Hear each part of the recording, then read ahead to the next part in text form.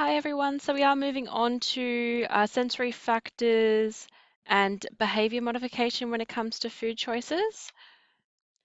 So as we've already mentioned in class, food's not just eaten for its nutritional value, it's often eaten as a source of pleasure, can be an enjoyable experience, or even a comforting activity.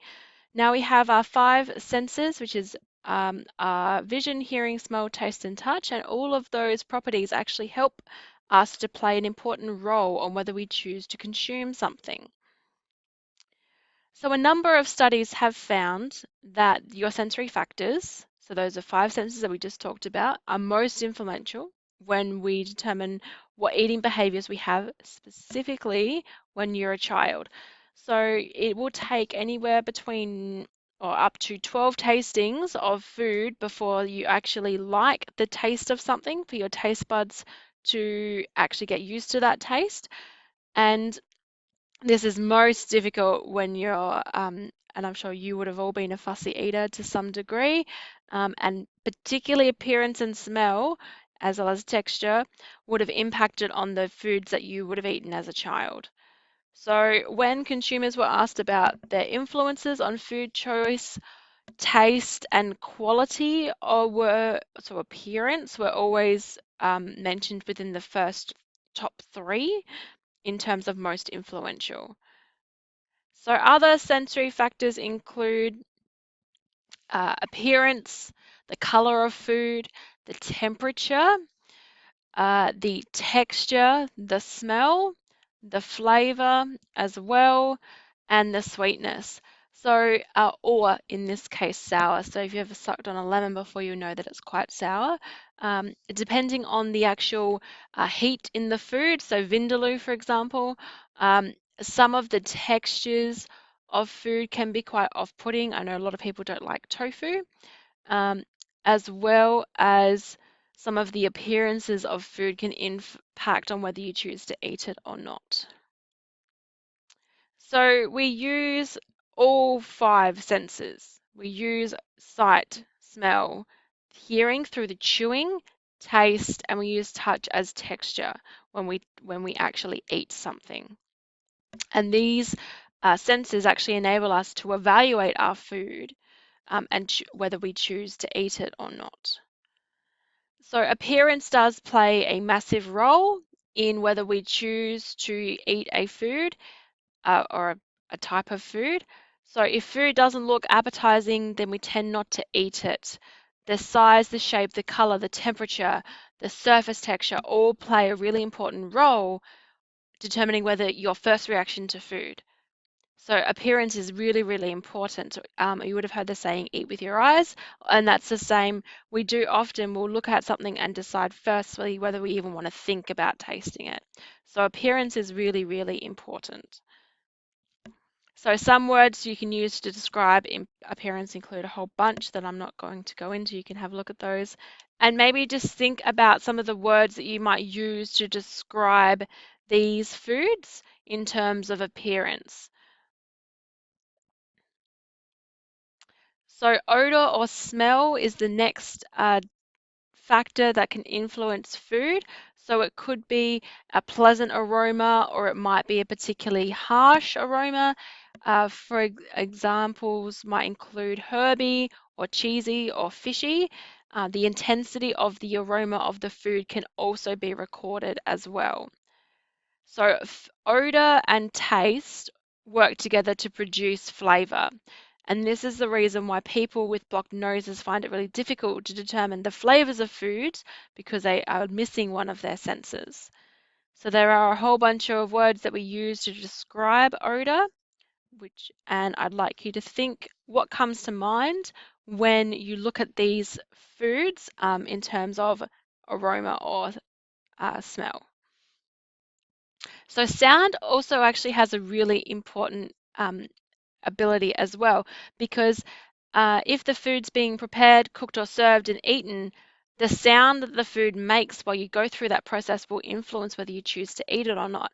So if you've got people or friends that like to eat carrot sticks, it has a really crunchy um, a sound that comes out when you eat it. Noodles from soup, for example, you often get slurping, and some people really are put off by that.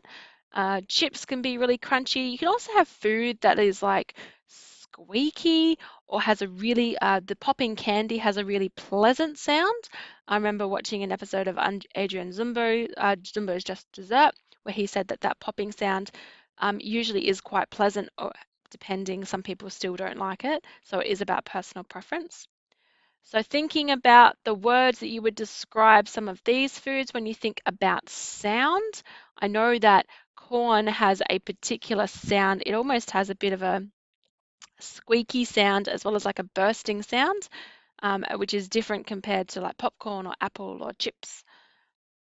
So taste is very, very important when it comes to picking what foods you are going to consume, and taste will be associated with a particular food. So it might be that it's meaty or it's minty or it has a fruity taste. And the intensity of the taste can also be recorded. So there are 5 basic tastes that we can taste on our tongue using our taste buds, and those are sweet, sour, salty, bitter, and umami. So you may have heard of these 4, but you may not have heard of umami. Mind you, I wouldn't classify broccoli as bitter, but anyway. Um, so umami is a savory taste, and it's the 5th taste. It's a subtle taste, and it blends well with others. If you watch MasterChef or My Kitchen Rules, any of those cooking shows, you probably would have heard of umami before. And it has a very distinct savory taste that's usually associated with meat products or tomatoes or cheese. And it was discovered by Dr. Kukami Ikeda from Tokyo Imperial University back in the 1900s, and he actually made the taste from a Japanese stock that had kelp in it. So some words to describe the taste include a whole bunch of different ones that I would like you, I'm sure you've heard of about most of these, and I've probably used some to describe either your own cooking or your friends or your parents' cooking. When these foods pop into your mind, what do you think of in terms of words to describe the taste of them? So texture is also a really important sense that will impact the food choice, and different sensations are felt as the food is also chewed. So the resistance to chewing also affects the texture. So whether it's chewy or springy, I know that's why people have a lot of issues with tofu, is that it has a bit of a like spongy texture, which some people really don't like. The viscosity is also a factor. So viscosity talks about whether something is runny or thick. So we think about honey compared to, say, maple syrup. The viscosity of those is different, and some of those textures will either be uh, pleasant or unpleasant. One that comes to mind is when you're eating peanut butter and it kind of gets stuck in your mouth, and it's that like kind of, I would call it like claggy in terms of the texture, because you like it gets stuck to the roof of your mouth and you like your tongue gets stuck, and that's a really, and some people like that texture, because I mean, like I like peanut butter, so I like that texture, but some of you may not. The mouth also detects temperature as well. So ice cream compared to hot bread and soup, and those sensations can also be really pleasant as well. So if you do watch MasterChef, I'm sure you've heard of the term mouth feel before, and that's the way that the food feels in your mouth. Because our tongue is really, really sensitive, and the skin in our mouth is as well, and that will react with the texture. I'm sure a few of you have probably burnt the roof of your mouth on hot pizza or a hot drink, and that would have maybe put you off some of those foods as well.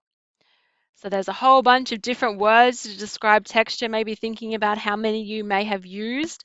I know for a fact that I really like a good stodgy risotto, because it's just delicious and really nice on a cold winter's day. So when you look at these foods, what do you think about when you look at in terms of texture? So there are other factors that also play an important role in determining food preferences, and they will help you to choose whether you're going to consume something or not. So previous experiences with food have a massive impact. I remember when I was a kid, I snuck what I thought was a tablespoon of Milo out of the jar. Turned out it was a tablespoon of instant coffee, and I ate that whole.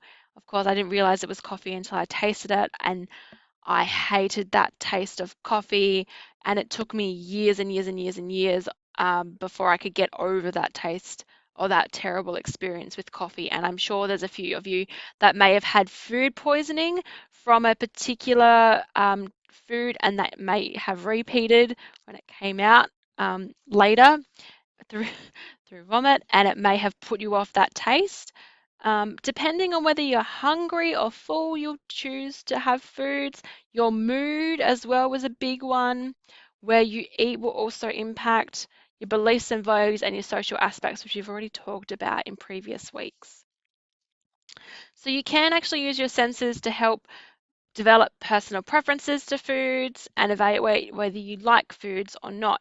And the food industry will actually use the evaluation of food to work out whether their product's going to be a good choice.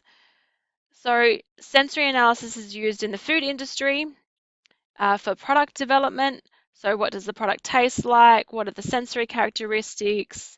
How does it change in production or packaging or storage affect sensory characteristics as well? So companies will also compare a competitor's product with their own. So Nutella is the one and only, and then you've got the kind of knockoff brands that are just not as good. And the nutrition students over at Martin actually do. I remember they did taste testing last year of looking at Nutella versus Notino, and this one has a more hazelnutty taste compared to Nutella, but it's really gritty in comparison to Nutella, which is really smooth, and Nutella is often a lot sweeter than Notino. From remembering, because I actually did do the taste testing over there last year. So you can improve products by modifying or changing the ingredients and then testing it to see, if you're going to have 25% less sugar, how does that impact on the sensory perception? Is it worth, like Nutella, for example, you could take some of the sugar out of Nutella because it is incredibly sweet and it probably would still taste nice. So a sensory analysis can also include for quality control to make sure that the samples that are being produced have the same specification. You can also determine whether there's any differences in the products from different runs and batches. You can also use it to profile characteristics of new products. Or describe specific characteristics. So I'm sure all of you have heard about the ad for Cocoa Pops, which is just like a chocolate milkshake, only crunchy. And that's kind of like their tagline that tells you a little bit about the sensory perception of that food before you even buy it, which could be a selling point. So sensory analysis can also be used to demonstrate new products. I'm sure all of you have seen the little tasting marketing things at supermarkets where they give you a taste test in the hope of convincing you to buy their product. Will promote or reformulate new products to consumers as well. So I'm sure all of you have heard about the shapes, how they changed the flavor of the shapes, and everyone lost their minds and was like, we can't, so now they have the new flavors of shapes and the original flavors.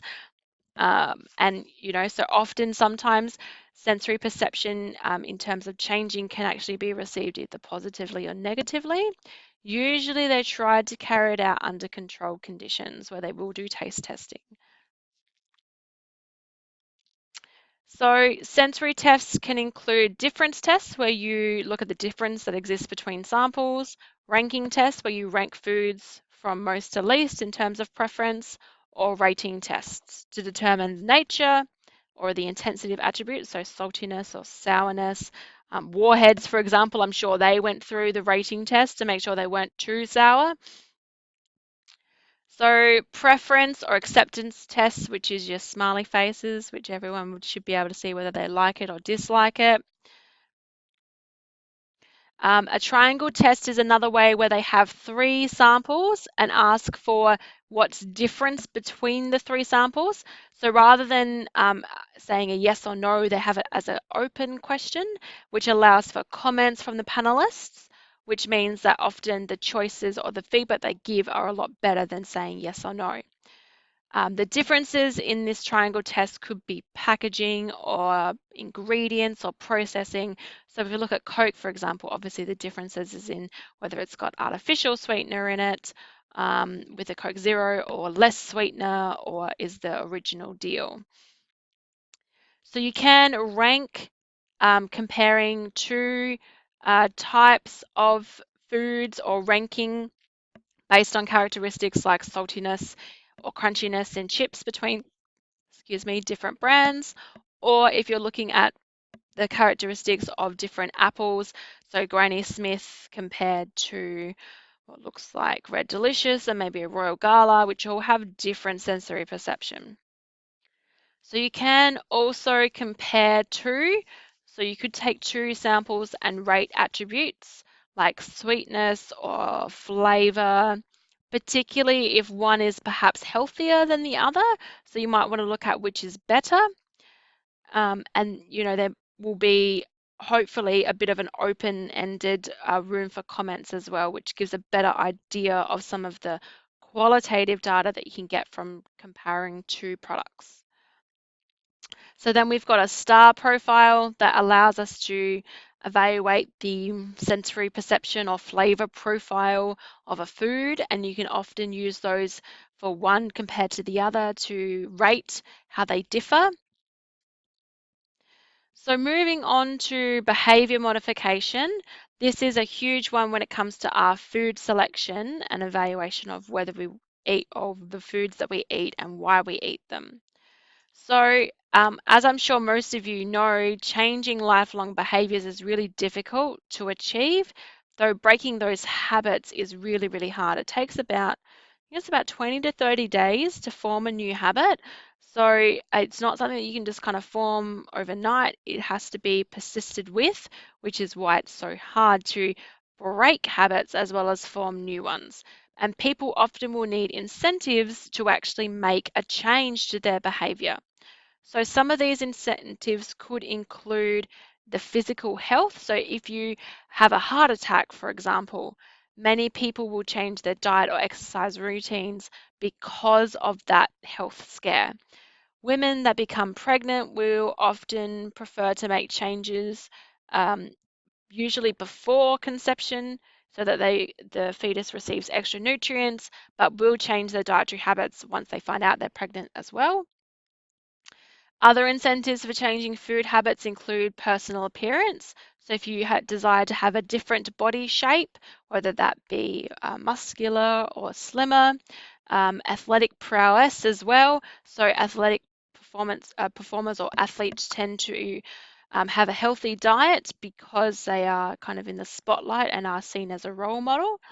And then you've got famine as well. So whole communities may have to change their food habits or patterns because they have less access to food or types of food, or they might just only have access to food that's donated from a different culture and is unfamiliar. So some other incentives include inadequate nutrition. So if you've got different stages in the life cycle, so childhood compared to teenagers compared to old age, also, prolonged illness may mean that more nutrients are required to make sure the body heals properly. New technology in food preparation will also change. So food is becoming easier to prepare and quicker to consume. And there's an increased availability of prepackaged and instant foods as well as takeaway. And that changes our food habits. So there are a whole bunch of barriers to food habits, unfortunately. Uh, because these habits are so hard to change and form, mostly people kind of get halfway through the behavior model and then kind of have a relapse and get back to the start again. So I won't go through these, they're pretty self-explanatory, but there is what we call a behavior model where you actually try to change your behavior, and this is called the stages of change, where you go through what's called pre-contemplation, contemplation, preparation, action, and maintenance. Now, anyway, you can have a relapse and begin to start perhaps back here or all the way back at the start. So as we go through those, and we can either go through maintenance or we can have a relapse and then start at the beginning again. So what happens is usually a person will gradually change their behavior. They may be uninterested or unaware to change in the beginning, but over time with determined action, their new behavior will occur. You can have relapses as well, so it does become a process of working towards a lifelong change. It's not something that if you want to form a habit, it takes time and effort to do so. So the pre-contemplation stage is usually people don't even consider changing. People with higher cholesterol levels may feel immune to the health problems that strike others, or obese people may have tried unsuccessfully so many times to lose weight that they simply give up. Then you move into the contemplation stage, where there's a sense of loss because you're giving up something, even though there is a gain later down the track. Usually people assess the barriers that exist for this contemplation as well as the benefits. So they do see that it's going to be hard, but they can start to see that there are benefits. Then they get to the preparation stage. So people start to specify what change they want to make. They might experiment with small changes. So they might, for example, start sampling low-fat foods to move towards a greater dietary modification later. They might remove one thing rather than removing it all. Then we move into the action stage. So this is where they actually have evidence that shows that they've started to actually put this change into action. And what needs to happen with this is that praise needs to occur because that's that self validation or gratification, which is going to help them feel better about this to keep the habit going. And then we have either maintenance or relapse prevention. And this is where it's incorporating that new behavior over the long haul. So it's over the lifetime rather than just relapsing back into old behaviors. So you may have occasional slips, but you can get back into that as well. But most people find themselves recycling through the changes before the change actually becomes truly established. So you may choose to start going to the gym and you get into a good groove for a couple of weeks, and then you get sick and you drop off the radar for a couple of weeks, and then you get back into a good groove for a couple of months, and then you get sick again. So you cycle, but you are establishing a behavior there. And that's just a summary there of the stages of change model for behavior modification, really of anything.